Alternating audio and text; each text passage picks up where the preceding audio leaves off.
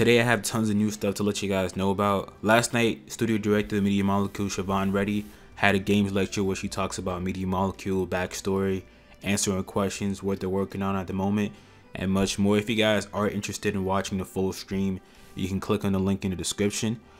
During this games lecture, she talks about what the hopes of Dreams are and shows a clip of Media Molecule team explaining what Dreams is, who will love Dreams, and what they made in Dreams. So who's going to enjoy Dreams? I will enjoy Dreams. You know, the kind of YouTube generation. You can watch a YouTube video and, you know, if it doesn't catch your attention in the first 5 seconds, next. Not only the tech-savvy game modding people, we feel that Dream could actually reach anybody with an idea. I personally think that professionals as well, creatives like myself out there, people who do films, games, comic books will enjoy it a lot because it's just an amazing tool. Dreams is unique because it's a sketchbook. That's all you need to know. Dreams is the only way to get your ideas onto the PlayStation and onto the TV in a few seconds. It opens up game making to everyone, including people like me who have no technical training. There's more to it than how it looks, but how it looks is absolutely gorgeous. You can start playing a level and it can be something that's totally LA noir, and then the next minute you go through a door and you're ending up on a operating table doing an operation. We're making something that really sort of shows off what Dreams can do. The fact that you can literally turn on your PS4 and have instant access to probably millions and millions of individual creations, music, sculpture, and then also you can then put yourself out there to all these people that are, you know, lovely and friendly and, you know, they want to see what you're making. People should play Dreams for the same reason that people go on the internet. It's because you want to be entertained and stimulated and see lots of different things. You can literally just hit the Dream Surf button and it'll be like someone's there channel hopping for you. I think there's going to be some real next level stuff on there. A single person could, from their bedroom, make the next, you know, blockbuster game or even movie. Oh my God, I don't know what they're going to make. It's just going to be amazing. If you can model your own things and bring in your own sounds and put them together, you've just got so much more freedom to make what you want and express what you want to express.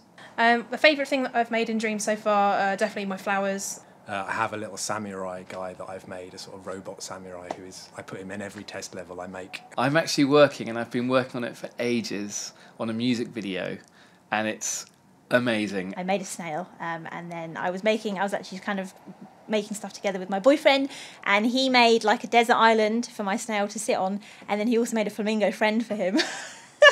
I did some anatomical sculpture of a lady and another one of a heroic character. I made a simulation of a chaotic double pendulum, which is kind of a very nerdy thing to do.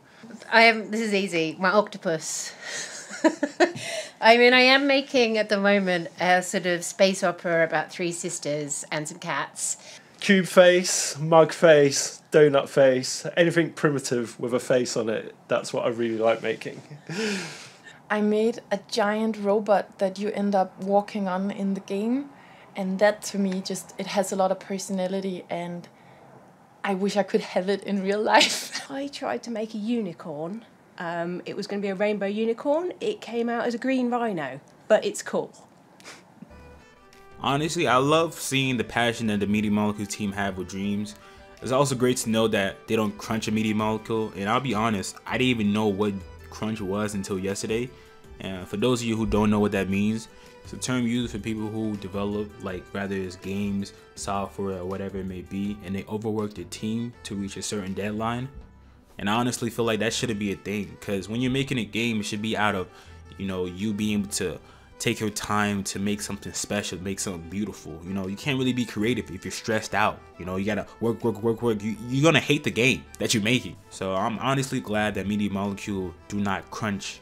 And because of that, we know the creative side of them are gonna come out with Dreams, even though they've already been creative. That's probably why they're so creative, is because they don't crunch, and unlike other games. So we know that that's probably the reason why the game has been delayed, because they're taking their time and making it as amazing as they can.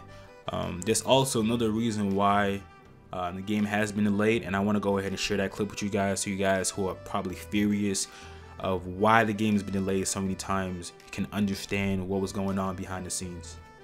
But to get to here has been a journey. That thing I said earlier about one person not being on a team can make a big difference. Well, it was hard having two IPs on the go at the same time. The Tearaway team had a very strong culture, and many of the team were hired specifically for the project.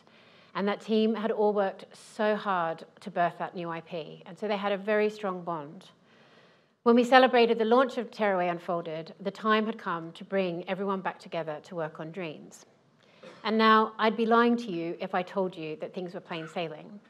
Dreams was live on the operating table with many open issues, and Tearaway had achieved great critical success, but its commercial success was elusive. The challenges felt really big and the vibe often low, and I did a studio survey around this time, and it was our toughest to date. But despite that, there was a real shared passion within the whole studio about us continuing to do innovative things within Dreams. Over the next 12 months, the thing that became really clear was how strong we were when we worked together on that single thing, and how much of an impact each of the new Tearaway molecules were making in the world of user-generated content with their storytelling skills. Our 10th year, therefore, marked the start of a transformation which has been led by Dreams. We have worked together differently. We have jammed more, maybe less as a full team, but more in lots of different ways each day. And the end result of this is that people have invested more of themselves and are engaged in the development of Dreams in a much more real way than other projects that we've made. I'm so proud of everyone for where we've got to, because the balance between the craft and the jam and actually having to make something professional has been incredibly hard and immensely unpredictable. And that has meant delays and all of the lows and the frustrations that come with that. But now we're getting ready for the beta audience. And so we're standing on the precipice with the end in sight. There's not much else out there that we can compare ourselves to, and so we have faith in our choices and trust in our execution is all we have. And I can admit to you that that's really terrifying. Hopefully after seeing that, you guys who are upset can understand why the games have had some delays.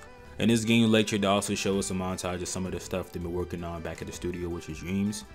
There's some old stuff mixed with new stuff we haven't yet seen. And if you are new here and just discovered about Dreams and are wondering just how massive is Dreams, well, here's a little taste of what Dreams can do.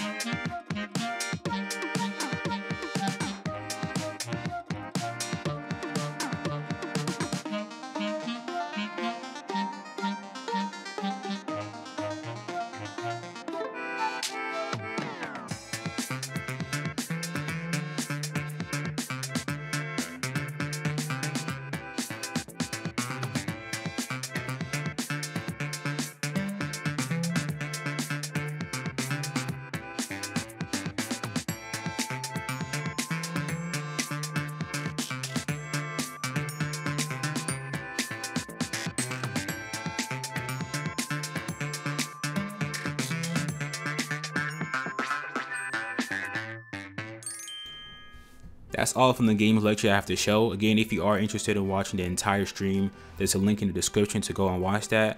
But moving along, there's some fresh new gameplay that has been brought to light that I fortunately can't show in this video, but I do have the link for you guys to go and watch that over at Game Informer. I'm sure you all are going to be absolutely mind blown by some of the new levels. Like, they show swimming, see-through water with fishes inside of it, like fishes swimming, fam.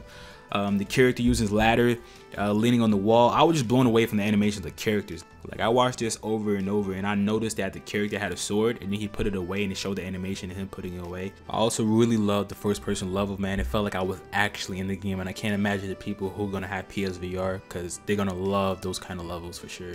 But yeah, those two levels were really amazing. You guys definitely check it out. Next, we have Game Informer showing behind the scenes of the campaign with creative director of Dreams.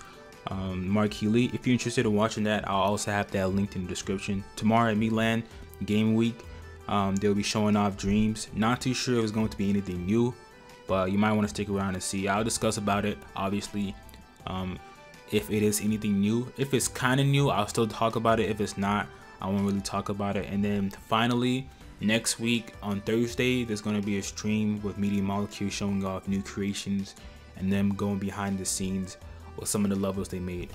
I'm also going to assume that next week we're going to get some new coverage of Dreams, so expect new gameplay or new information about it, because they are doing a whole month coverage. But that's all for the video. Hopefully you guys enjoyed it, and if you did, I'd greatly appreciate if you drop a like, comment down below letting me know your thoughts, and subscribe if you're new here, because I'm always posting about Dreams, and I catch you guys in the next one. Peace.